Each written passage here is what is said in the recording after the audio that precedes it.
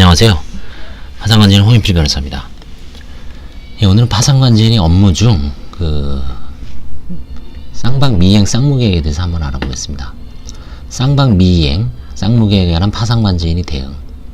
쌍무계약이라 함은 쌍방 당사자가 상호 대등한 대가관계에 있는 채무를 부담하는 계약으로서 쌍방의 채무 사이에는 성립, 이행, 존속상 법률적, 경제적으로 결연성을 갖고 있어서 서로 담보로서 기능하는 것이다. 이게 대법원 판례에 이런 내용이 나와 있습니다. 교과서에도 이론적인 얘기가 나와 있죠. 본래 쌍방 채무 사이에 법률적, 경제적으로 결연 관계가 없는데도 당사자 사이의 특약으로 쌍방 채무를 상한 이행하기로 약정한 경우는 쌍무계약에 해당하지 않는다고 합니다. 쌍무계약이 과연 뭐냐? 가장 쉽게 생각해보니까 매매입니다. 매매. 부동산을 넘겨주고 등기를 넘겨오는 거죠. 소유권에 관한. 이런 경우가 중간에 아파트 분양을 예를 들면 분양을 계약금을 내고 중도금을 내다가 잔금이 남아있는 상태에서 어느 순간에 이제 소비자인 매수인이 수분양자가 파산을 받을 수도 있고, 또 반대로 시행사가 파산을 선고받을 수도 있죠. 이 두 가지 경우를 놓고 상정을 했을 때, 일단 이해하기 쉽게 매수인이 파산 선고를 받았을 때 그 잔금을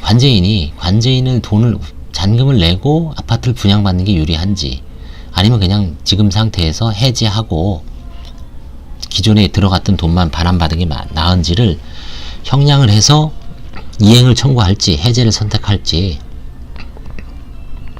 그런 문제가 남는다는 겁니다.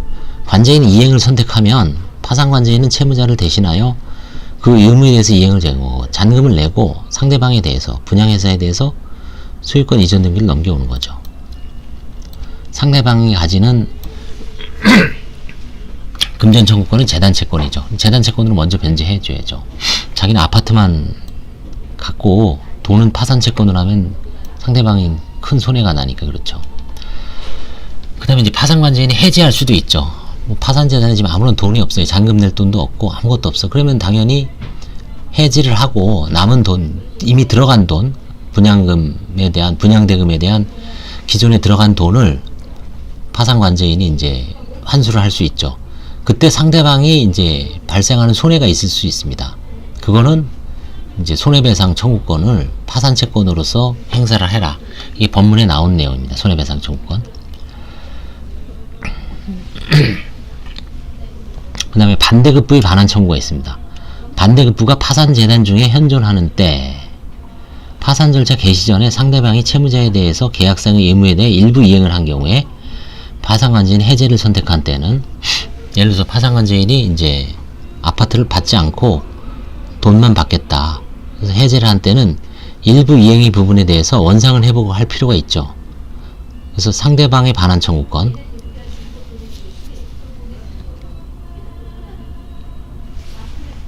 예를 들어서 파산관제인이 이제 해제를 선택을 했어요. 잔금을 못 내겠다.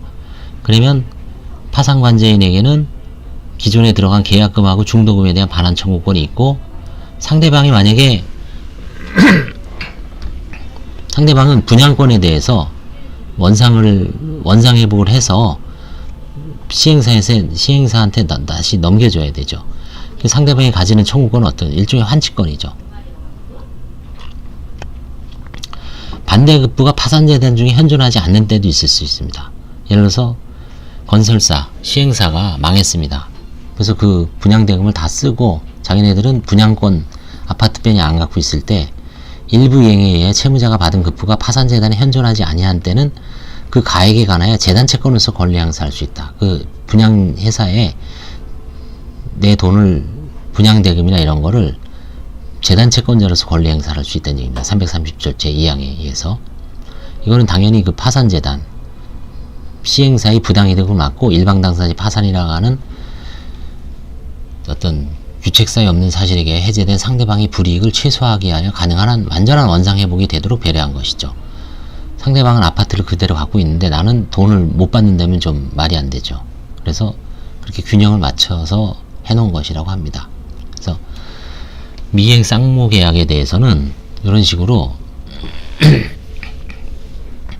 가장 전형적인 게 아파트를 분양을 받는 과정을 매도인 매수인 각자가 파산하는 경우를 상정해서 케이스를 하다 보면 이 반대급부가 뭐 파산자재 현존하는 때 아닌 때 그다음에 재단 채권이나 파산 채권이냐, 이건 뭐 일반인들 입장에서는 굳이 그렇게 뭐 명확하게 알 필요는 없습니다.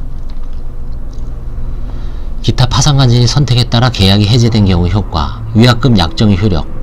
파산관진이 335조의 미행 쌍무계약을 해제한 경우에 해제된 계약의 계약 해제의 위약금 약정이 몰취 규정이 있는 경우가 있죠. 우리가 분양받을 때 이게 위약금 약정이 적용되느냐 안 되느냐가 이제 문제가 됐는데, 대법원 판결은 파산관제인이 법 335조에 따라 계약을 해제한 경우라도 이는 채무자의 규칙사에 의해 계약이 해제된 경우이므로 335조 해제의 경우에도 위약금 약정이 적용된다고 보고 있습니다. 따라서 그 시행사 아파트 분양회사에서는 위약금 몰취 조항에 따라서 그 약정서상 이거에 대한 어떤 손해는 뭐 어쩔 수 없이 물어내야 됩니다. 그 다음에 이제 대표적인 게 시행사와 중도금 대출 금융기관 사이에 체결된 업무 협약이 미행 쌍무계에 미치는 영향. 무슨 얘기냐면 지금 아파트를 이제 예를 들어 설명했지만 여기도 나오죠. 우리가 보통 아파트를 분양받을 때 내 돈 다 내고 하는 게 아니죠. 계약금 정도는 내고 뭐 계약금조차도 은행에서 대출을 받고 중도금 잔금 다 대출 받죠. 그리고 나중에 최종적으로 그 대출 받은 거를 근저당을 설정해 주죠. 이럴 때 이제 3자 협약으로 종종 시행사는 분양계약을 체결한 수분양자들에게 분양대금 중 중도금을 대출하기 위해 금융기관 사이에 시행사와 입주예정자의 분양계획의 해제 해짐에 따라 입주예정자로부터 이미 받은 분양대금을 변환하여 할 경우에는 은행과 사전협의를 통해 입주예정자의 그 분양계약 해제 해지에 따른 시행사에 대한 위약금에 우선하여 은행에 대한 대출금 상환에 우선 충당되도록 해야 된다는 내용의 업무협약을 체결하는 경우가 있습니다.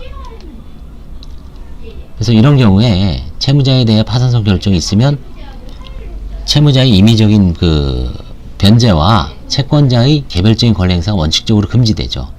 그래서 이럴 때 그 여기 판례가 나오죠. 중앙지법원 판례. 시행자가 파산관제로부터 분양계약 해제 통지 및 분양대금 반환 요청을 받은 뒤 업무협약에 기하여 채무자에게 반환할 분양대금을 은행에게 대출금 상환 명목으로 지급한다고 하더라도 이를 들어 파산관제인에게 대항할 수 없다. 원칙적으로 파산관제인한테 줘야 됩니다. 이때 은행한테 주면 안 됩니다. 이런 식으로 지금 되어 있습니다. 그 다음에 미행 쌍무계약의 해제와 상계. 미행 쌍무계약 해제된 경우 상대방이 채무자를 위하여 중도금 대출 금융기관에 대해 납부한 중도금 이자 대납금의 반환 채권을 자동 채권으로 하여 파산관제인이 상대방에 대한 반환 채권과 대등해서 상계할 수 있는지도 문제가 흔히 됩니다. 이와 관련해 서울고등법원에서 즉 서울고등법원 시행사가 채무자를 위하여 중도금 대출 금융기관에 납부한 중도금 대출 이자 대납금의 반환 채권은 473조 제4호의 재단채권에 해당하므로 상계가 가능하고 422조 제1호의 상계 제한 법리가 적용되지 않는다고 판단하였다.